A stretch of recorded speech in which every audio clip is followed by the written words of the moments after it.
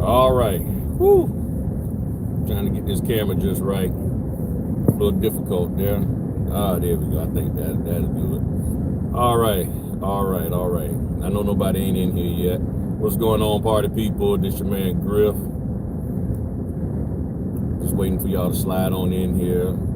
Probably take a couple of minutes. I know y'all probably at lunch right now. And all that good stuff. What up? What's going on? Chocolate coated. What's going on? Amit, that's my man there, y'all. Amit is the man. Amit is tearing it up in California. That's my man right there. Young guy, 18 years old. That man, he's knocking it out the ballpark. Yeah, I'm down here in North Carolina right now. Matter of fact, I got 33 miles left. Passing exit 33 over here by St. Paul's on 95. Heading on down to Florida and everything. So I know I'm probably interrupting people's lunch. I'm having my lunch right now. Got me a croissant. And yeah, that train is going to be awesome. We're going to have a great time in that. Got my tuna fish and all that. So I'm rolling a little behind schedule than I want to be. But mainly because of some traffic issues out here. Because I was expecting to be in South Carolina by now, but there was two major backups. I guess they decided they needed to work on some bridges and went from one lane to two lanes.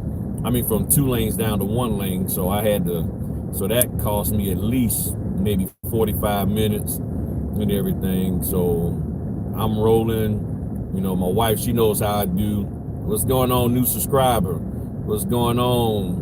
All right, look, Israel, way to go. What's going on, Bobby? Yeah. The drive to Florida, depending on how you roll, I can probably do it in 8 hours, maybe 9. I think ideally they say 10. But if there's no traffic issues like I experienced here in North Carolina, two sections had the lanes closed down to one lane instead of two. That really held me up because I brought all my food with me. I ain't buying nothing on the road. I got when it comes to the bathroom, I just pull off to the side. I got my bags and I'm keeping it going. You know, I pulled off to the rest stop, made my sandwich because we got tuna. I ain't want the tuna to make my bread all soggy. And I got all my drinks. I got my nabs. Y'all old school, y'all know what nabs are. Y'all know what them nabs are. What's going on? And so I got my nabs and everything. I actually got 2 sets. I don't know where my other one's at. Yeah, my other one done slid somewhere. But I got my nabs and everything. Ah, there they go. Yeah, I got them. I got my white chocolate macadamia nuts, energy and all that. I got my black seed oil to keep me going. I got my Corella and Spirulina. Come on, y'all. Y'all know what I'm talking about. I'm pumped. Yeah, so ain't gonna be nobody sleeping on this trip at all. And everything. None whatsoever. Got my apple cider vinegar. I'm ready to rock and roll. I'm ready to rock and roll. That's right. Black seed oil is the business. I got that shoe. I am set. I even got me some ashwagandha in my bag. And something else, I forgot what the other stuff was. Got my green tea. So yeah, ain't nobody going to sleep out here today and all of that. Yeah, so I don't forget what I made the title of this video is supposed to be. Oh, okay, yeah, about doing the business. Yeah. Right now, over the last month, I've actually been talking to a lot of people, and even today I had a real good conversation with a young lady. I think she's out of Georgia, and it's time to get out there and do this business. And I know some of these companies are offering low fees and want you to drive an hour away. And a lot of times you can't control where the client is at. You got some clients that living way out in the boonies and they want to refinance, they want a loan mod or whatever, and that's where they live at. And yeah, $30 to drive an hour can be painful. Could seem not worth it, but sometimes when you go getting started, you may have to do that. And I don't know how many of you, of course, I don't know how many of you ever been in the military, but what's one of the things with the military? You live in, let's just say, Georgia. You tend to, when you join the military, they have you go far out away from your home, and then you got to work your way to come back. And sometimes it's like that with the notary. You got to take jobs that are a little bit further away from your house in order for the people to say, okay, we got orders close to you, but you haven't proved that we can rely on you and trust you. And sometimes you got to take those orders away from the house, an hour away, sometimes an hour and a half. The pay isn't all that great. You're all the way out here in the military, in the desert, in this place and that place, as an E1, E2, not making any money. But then by the time you spend some time doing that, you have the cachet, you have the reputation, you've proven your worth, that now when you're getting closer and closer to home for your duty stations, you're now a E5, a E6, a E7, E8, you're an officer, whatever the case may be, and you're making more money. And they don't start you off paying you a E5 fee, pay, I said fee, E5 pay, and they sending you all out there, and this is just your first year. You got to work your way through that. Yeah, I passed that truck about 2 hours ago. I just passed him a couple hours back. Okay. And that's what you have to do. You got to work that bad boy. But I see, and many of you see that when it comes to the notary, it's like, nah. And see, you can see the pay fee, the pay scale, I keep saying fee, the pay scale for military, what people getting paid. And you're like, well, the E5 getting paid that. Or if you're a GS is getting paid that. Okay, but you're a GS3. Well, the GS7 getting paid, you got to work your way to that. And that's what I want to encourage y'all to do. Work toward that. I'm telling you, put in the work. I mean, in the W-2 world, that's what we do. We get the job, we start at the bottom, we work our way up, and then everybody's bragging and getting articles written about them in the young business, moguls under 40 and all of that kind of stuff, how they work their way up. And we use that as inspiration. And we say, well, wow, that inspires me to go out here and do my thing. And then it comes to the notary, it's like, nah, I ain't trying to work my way up for nothing. Pay me, and pay me now. And it's like, I don't know. I mean, what's y'all thoughts about that? Yeah, what's y'all thoughts about that? Because I'm trying to figure out, we can work our way up in other industry. Got your stamp. Process took a long time due to COVID, but you almost set. Yeah, now the company's sending requests an hour before. Okay, yeah, I'm glad you said that, because I've been meaning to talk about that too. Here's the deal, and I did talk about it a little bit, but I'm gonna try to go a little more detail. Keep in mind this: the signing company, and my phone number is in the description, 757-797-5432. So feel free to text me your question also, because it pops up on the screen, and I don't know how, while I'm doing this, how to get it to come back. So yeah, I don't know how to get it to come back, so I can see it, because it shows up for a little bit and then it drops. But keep in mind, the signing company is the go-between you and everybody else. Title, the escrow, settlement, all the way to the lender. So those people say, hey, signing company, find me a notary, because we got this order on this date. The signing company says, gotcha, boss, I'm gonna go do it. They find Griff. Griff said, yeah, I can do it. Whatever the fee is, whatever the distance, yeah, I can do it. So now I'm waiting on the documents.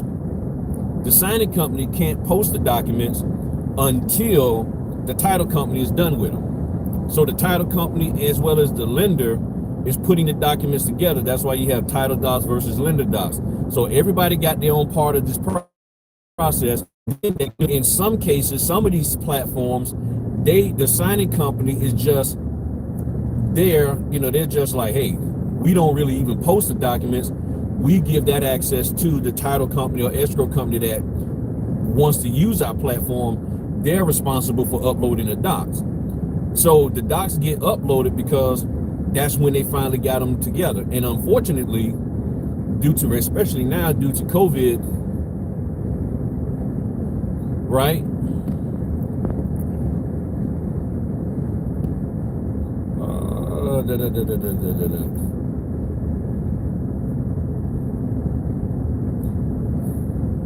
Right, yeah, for 6 p.m. for 7. That is sort of how it works. So the signing companies, I got my stamp, I'm taking running in Florida. Gotcha.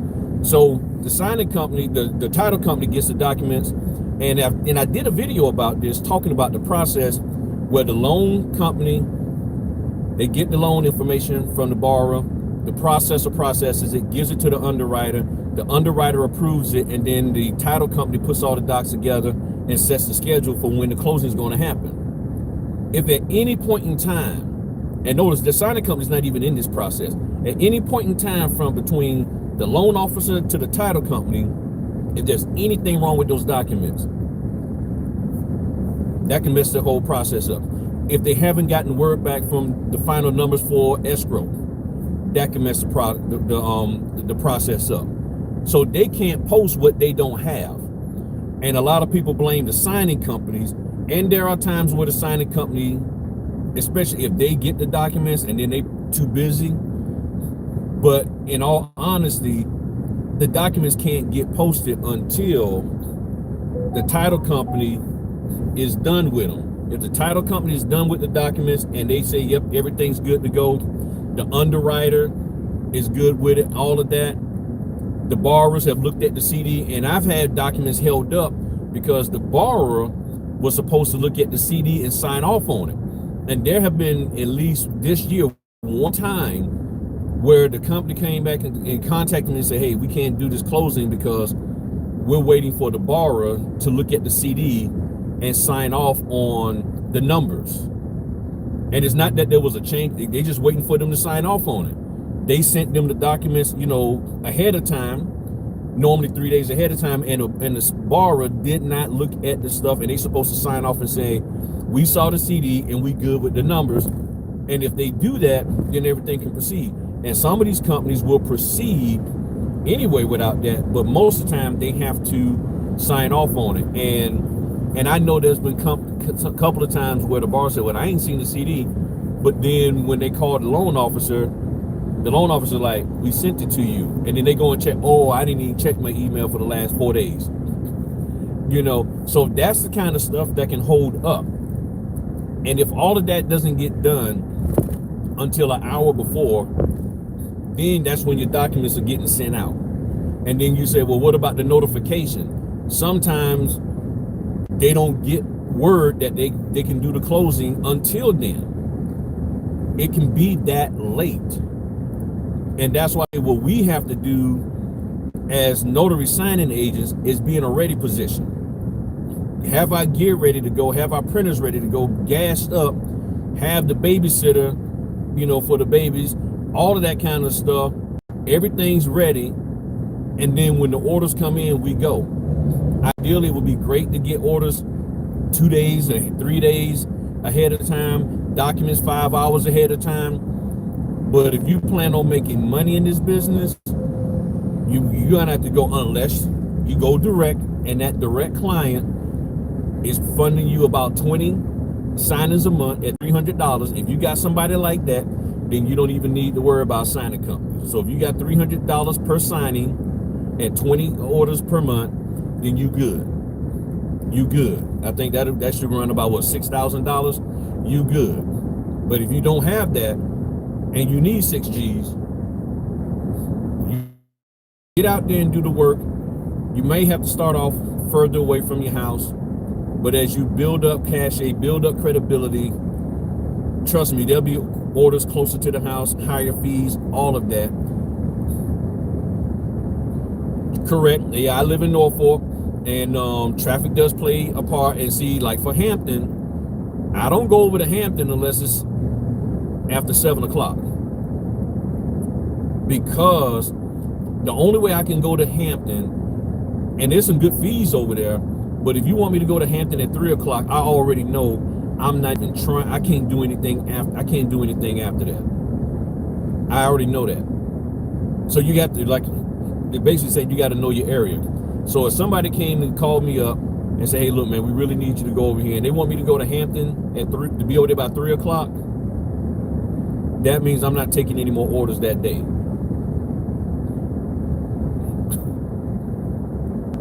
Yeah, the tunnel is, yeah, that Hampton tunnel ain't no joke. Now, my backup would be to go monitor Merrimack, which is going to add time to the thing.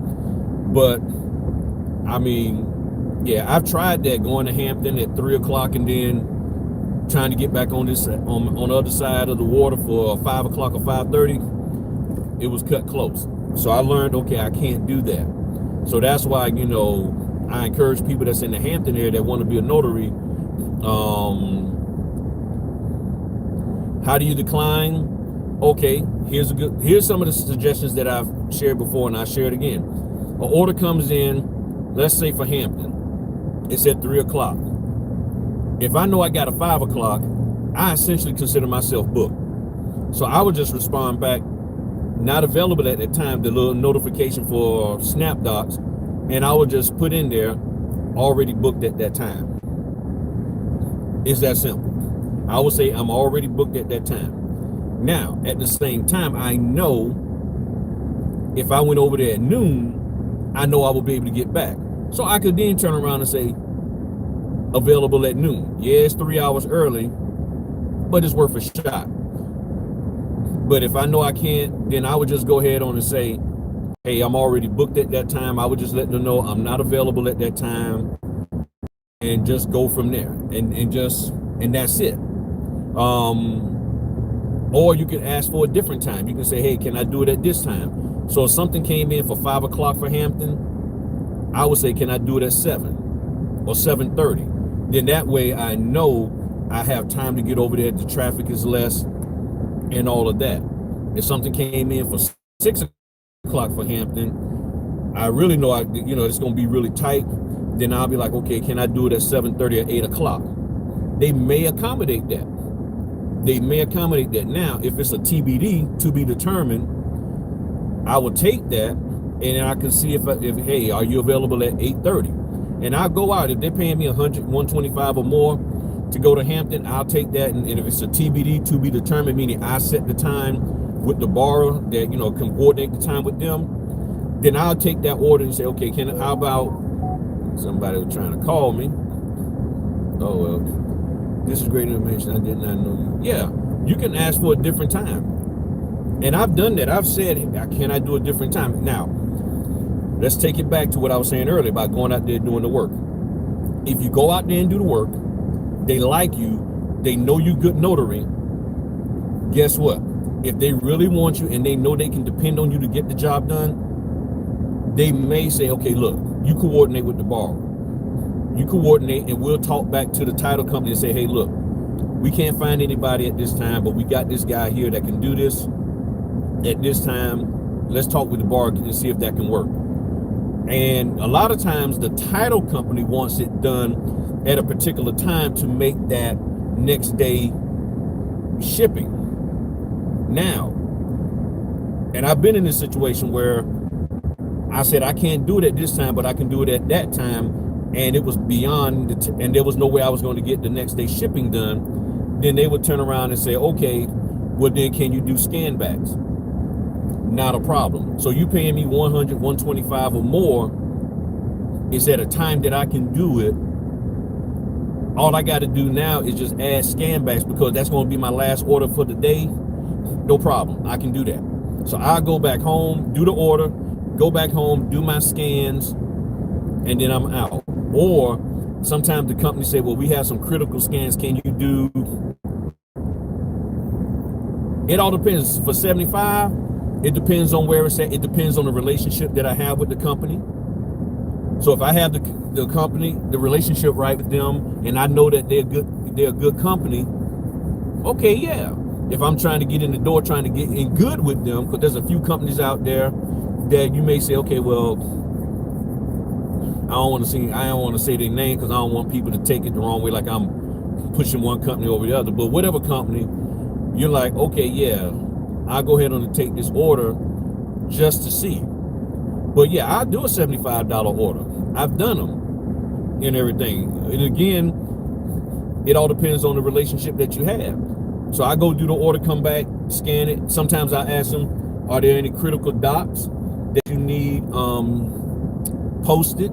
So if they're saying, well, if it's same day funding, we need a copy of the note, the front page and the last page, and the notary page of the deed, and the right to cancel. They might have a few documents. I say, well, can I do those with my phone? Click, upload it to the portal, and then they can fund it. Because they don't need the borrower's authorization to use tax return, at least I don't think, in order to fund the loan. They just need to see that these documents, these critical documents were signed.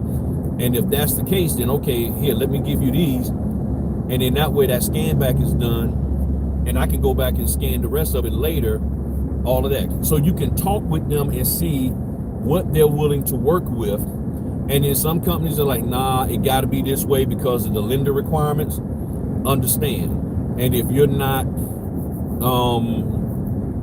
able to accommodate them, then you let them know. But at least you put forth the effort.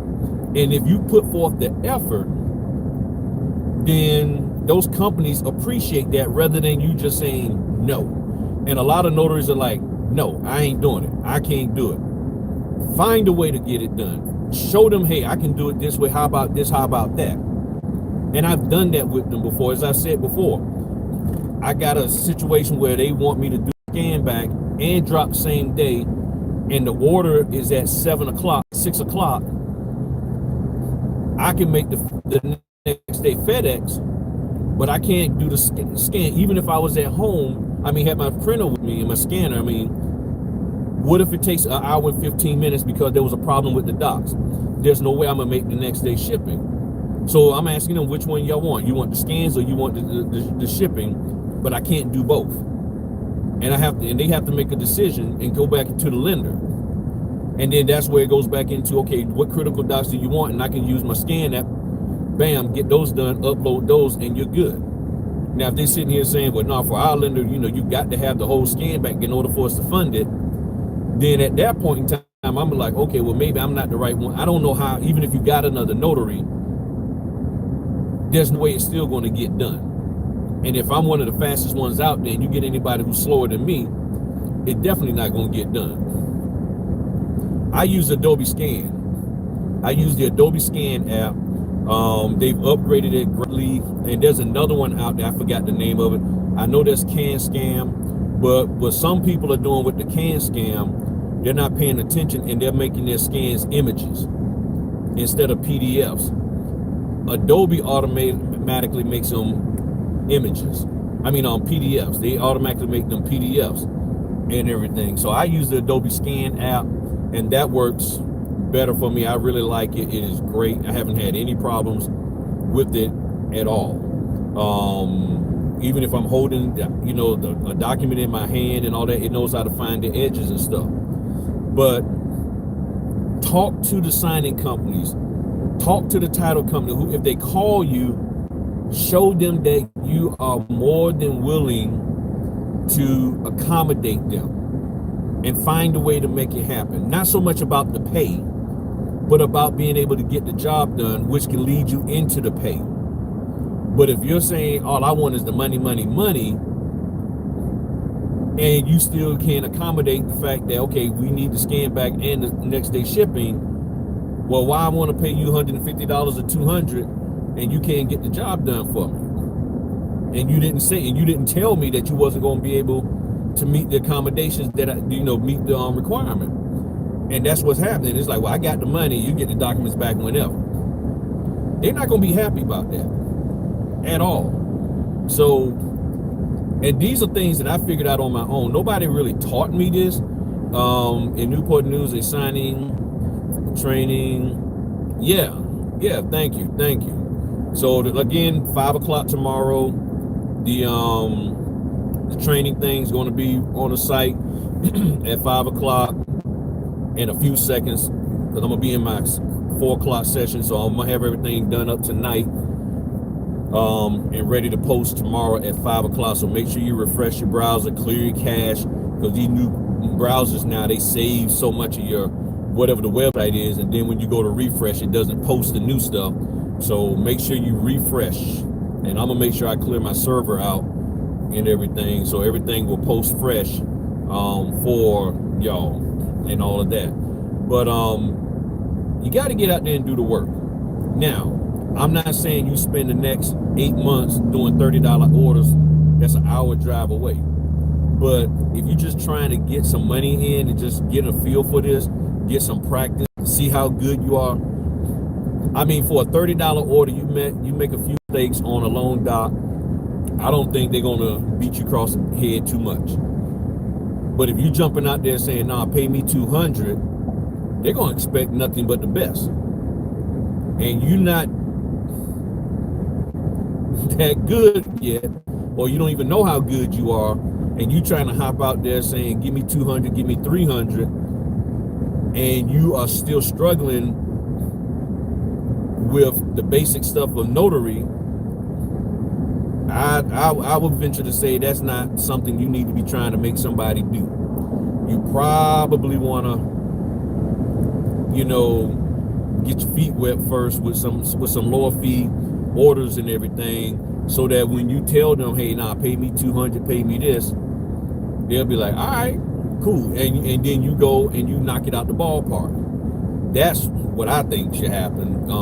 That's what I did, and that's what a lot of other notaries did, have done, and it's worked for them. So, all right, I'm here in South Carolina now. I'm about an hour or so past what I wanted because of all those traffic issues, but I'm in South Carolina, so now I got to sort of beat feet. I got this one. I got to get down there to Jacksonville before 6 o'clock for my MIG class, so I can set everything up on the computer, or I just pull off on the side of the road and do the Zoom class at a rest stop. If that's what I got to do, I'll do it.